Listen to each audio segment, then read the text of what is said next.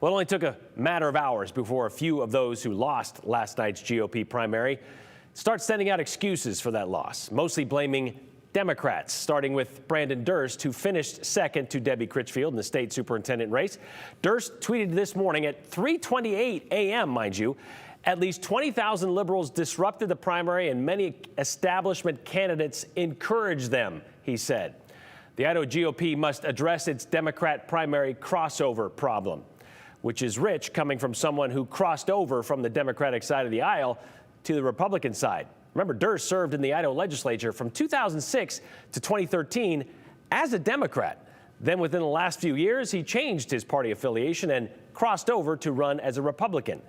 That sentiment of sabotage from the other side was reiterated by Lieutenant Governor Janice McGeehan this morning with this Facebook post. Last night, Idahoans showed Brad that he does not have a mandate. Brad Little barely managed a majority, even with tens of thousands of Democrats and liberals infiltrating the Republican primary to support him. Not having a mandate is something Lieutenant Governor might be familiar with, since she received only 29% of the votes in her 2018 primary election. But we wanted to focus on this. Barely managed a majority even with the tens of thousands of Democrats and liberals infiltrating the Republican primary to support him. Well, we reached out to Chad Houck, the current Deputy Secretary of State, to ask, were there tens of thousands or at least 20,000 liberals disrupting the primary? We talked about this before here on the 2-8, but here's what we learned today with some updated numbers.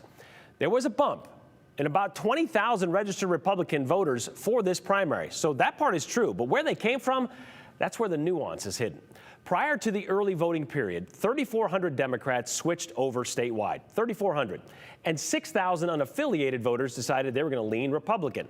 So about 10,000 total. Now, that's prior to the early voting period. When early voting began on May 2nd, according to the Secretary of State's office, there were about 550,000 registered Republicans in the state and about 300,000 unaffiliated.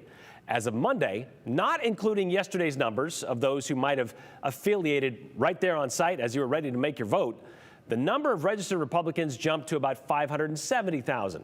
Unaffiliated numbers dropped from about 300,000 to about 279,000, which is about a 20,000 voter shift in about 2 weeks.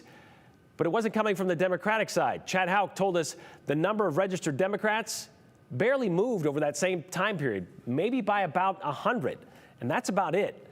Besides, these are the rules put in place by Idaho's Republican majority legislature and their closed primary. So it wasn't like anybody was doing anything nefariously, like out of the rules, right? Rules that have only been in place for the last 10 years, by the way.